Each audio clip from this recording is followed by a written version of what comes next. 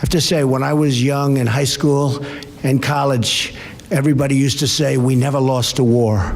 We never lost a war, you remember. And now we never win a war. We never win. And we don't fight to win. We don't fight to win. So we either got to win or don't fight it at all. The greatest general wins without ever fighting a war.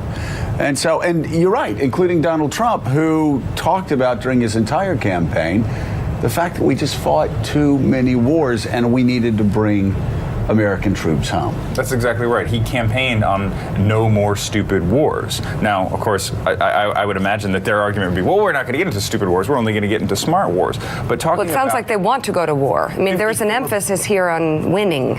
And think, I mean, that is a tremendous amount of money to spend on ramping up the military. $54 billion. I mean, that does not, to me, sound like a peacetime president. Yeah, you know, I just for the record, for our men and women in uniform that might be discouraged, I just for the record, I do want to say most of the wars that we have fought, most of the military operations we've done have been successes over your lifetimes, young kids.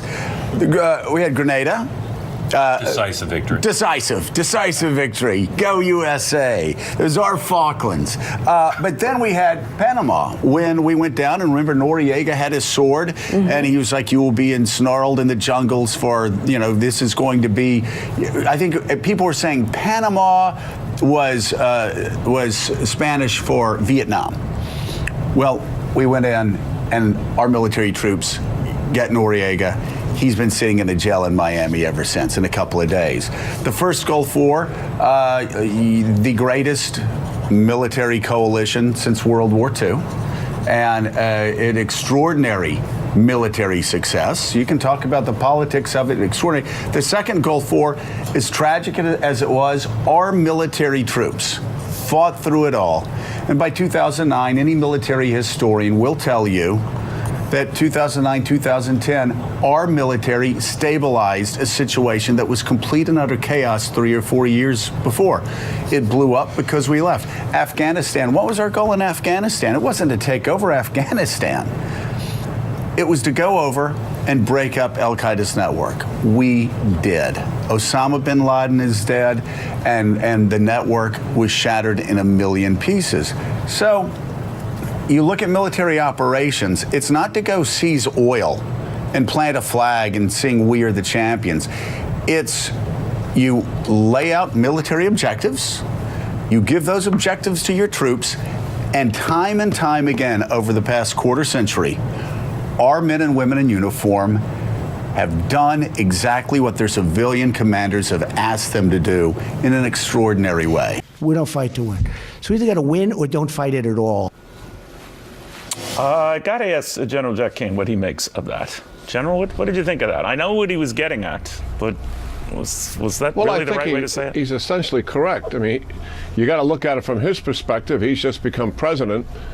Yeah, he's got a war in Afghanistan that's not winnable, frankly, because of his predecessor's policies. We've got a situation in Syria that's been going on since 2014.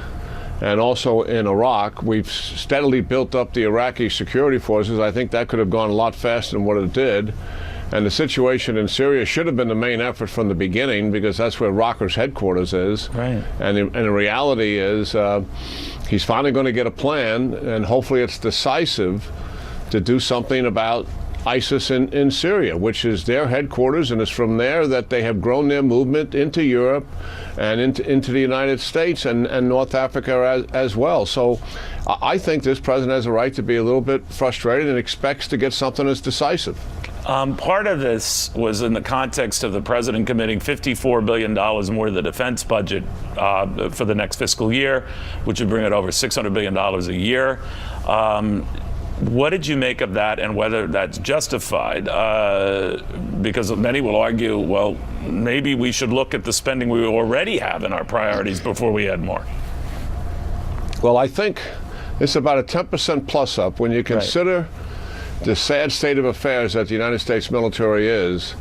This is a modest plus-up. I mean, to be frank about it, the chairman of the Senate Armed Services Committee, Senator John McCain, proposed in a white paper an initial $91 billion plus-up in the first year, FY18. But that said, three major areas here that we have to put money into. One is the readiness and training accounts to better prepare our forces to be able to fight today. Right. And we know that there's major problems there. Fox has identified as such many times. Two, we have to grow the services in their capabilities, in the sense that the Army and the Marines are too small, we don't have enough ships, we don't have enough airplanes. And number three, we have to get back out there and have the technological advantage over our adversaries that has closed in recent years, so much so that they don't believe that we have the superiority that we used to have in terms of being a credible deterrent.